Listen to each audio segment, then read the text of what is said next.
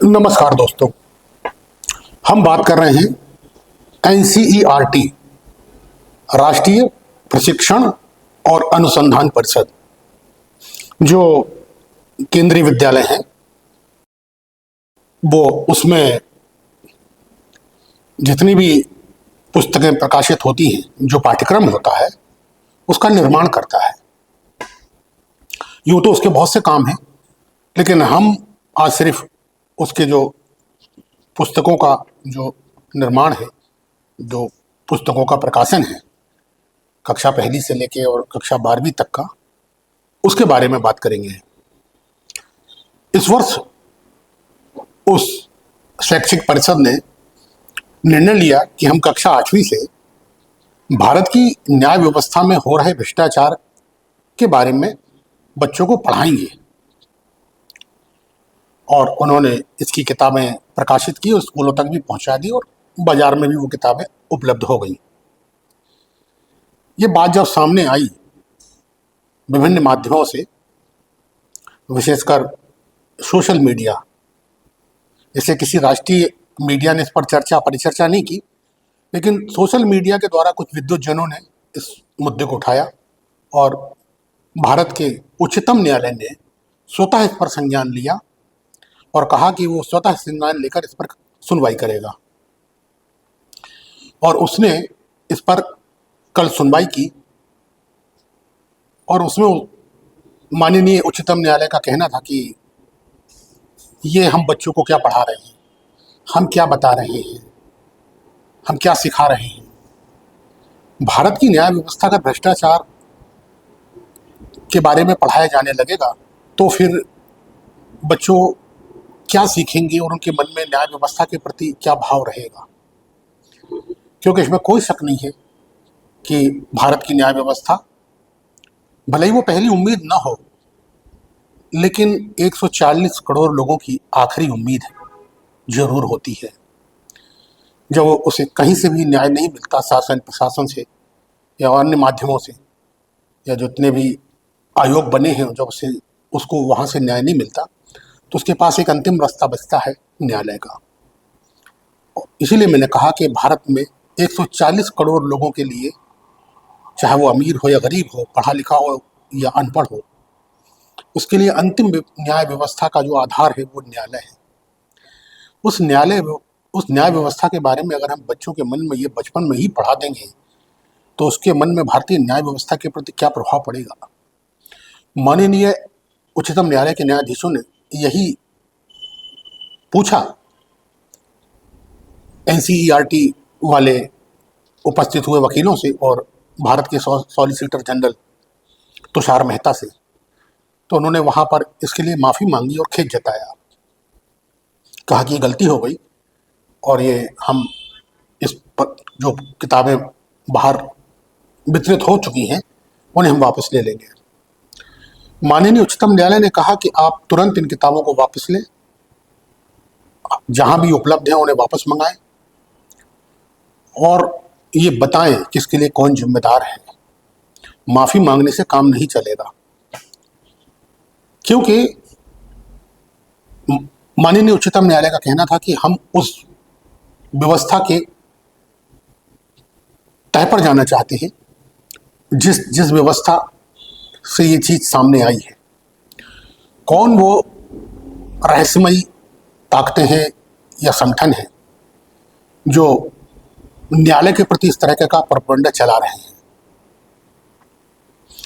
इसमें एनसीईआरटी के जो चेयरमैन थे उन्होंने माफ़ी मांगी, भारत के सॉलिसिटर जनरल ने माफ़ी मांगी और माननीय उच्चतम न्यायालय ने कहा कि इससे काम नहीं चलने वाला, और जब तक ये पता नहीं चल जाएगा कि इस साजिश के पीछे कौन है तब तक हमारी सुनवाई निरंतर जारी रहेगी। ये तो था माननीय न्यायालय का पक्ष। अब हम दूसरी तरफ चलते हैं तो देखते हैं कि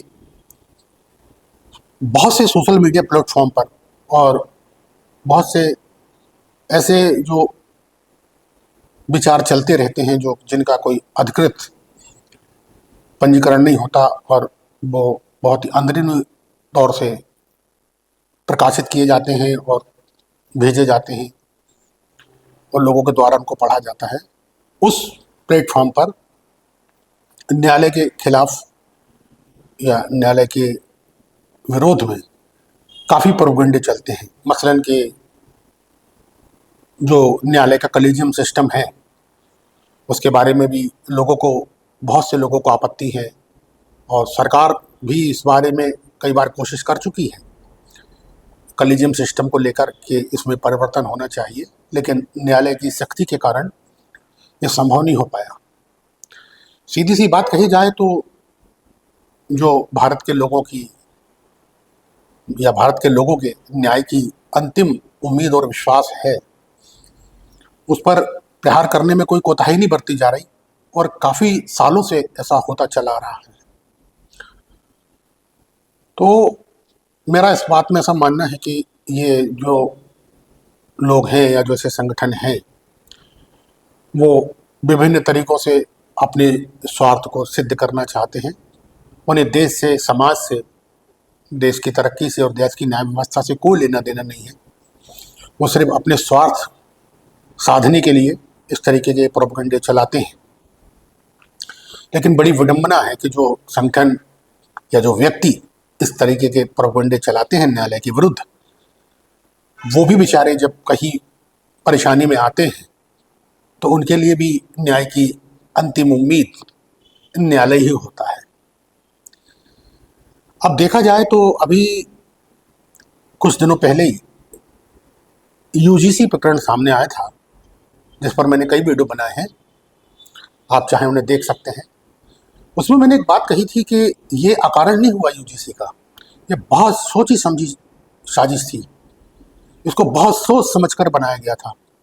ये अकारण नहीं कि चार लोग बैठे और उन्होंने इसको बना दिया, बहुत गंभीरता और गहराई से इसको बनाया गया था और इसको लागू करने की कोशिश की गई थी, जिसे माननीय न्यायालय के हस्तक्षेप के कारण अभी स्थगित किया गया है, और अभी उसकी सुनवाई होगी मार्च में 19 तारीख को, तब वास्तविक स्थिति सामने आएगी।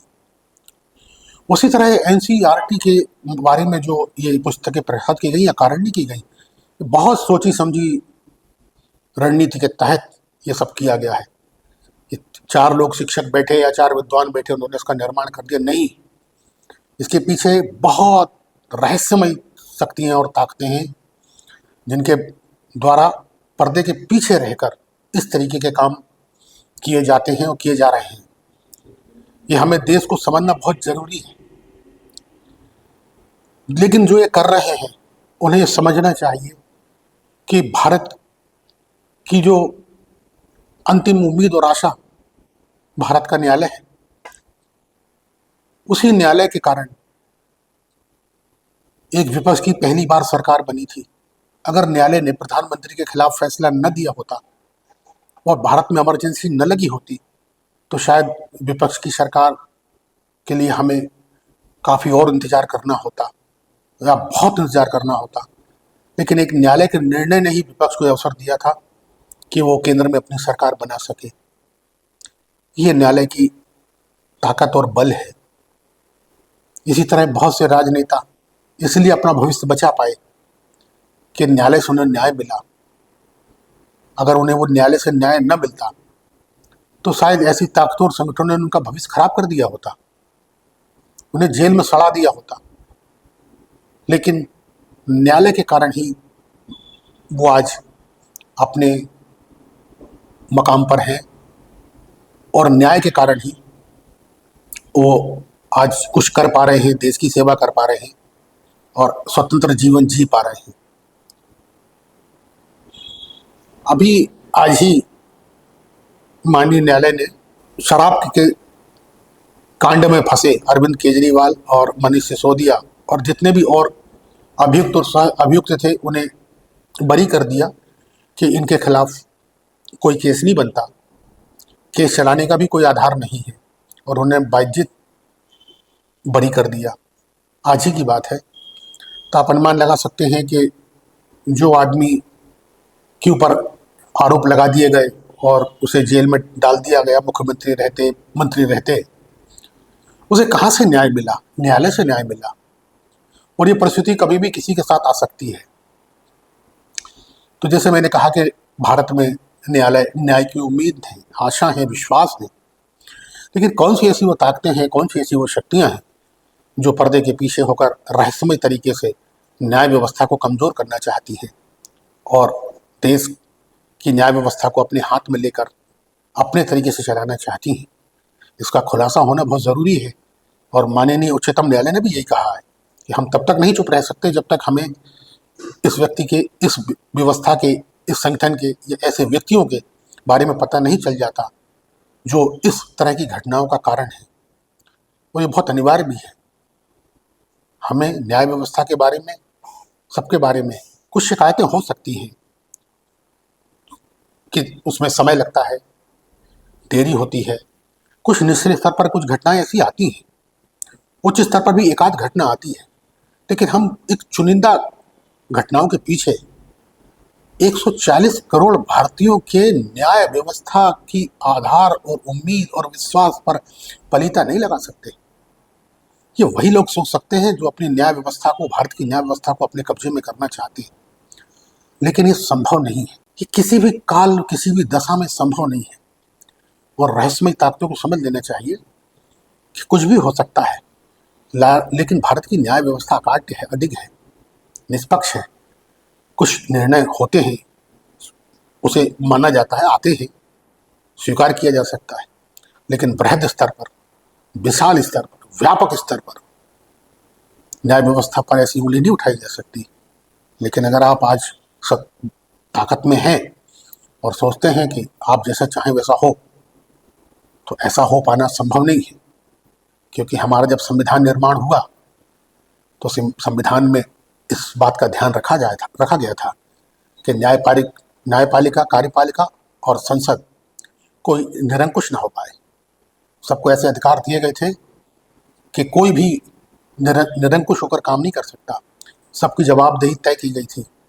और यही तो हमारे संविधान की खूबसूरती है और यही हमारे संविधान का आधार है और हमारा विश्वास है। लेकिन इतना जरूर है कि जो वर्तमान में हो रहा है वो अकारण नहीं हो रहा है, कारण है। चाहे वो यूजीसी हो, चाहे एनसीईआरटी का प्रकरण हो या अन्य प्रकरण हो, इनके पीछे बहुत रहस्यमयी शक्तियां हैं। और जैसा माननीय न्यायालय का कहना है कि ये सामने आनी चाहिए, तो मेरा ऐसा मानना है कि देश के सभी लोग चाहते हैं कि ऐसी रहस्यमयी शक्तियां सामने आए जो 140 करोड़ की आबादी वाले देश के न्याय व्यवस्था को, जिस पर उसका विश्वास है, आधार है, उसकी उम्मीद है और अंतिम उम्मीद है, उस पर प्रहार ना हो सके। और यही समय की मांग है, सबकी मांग है और न्याय की मांग है। धन्यवाद दोस्तों।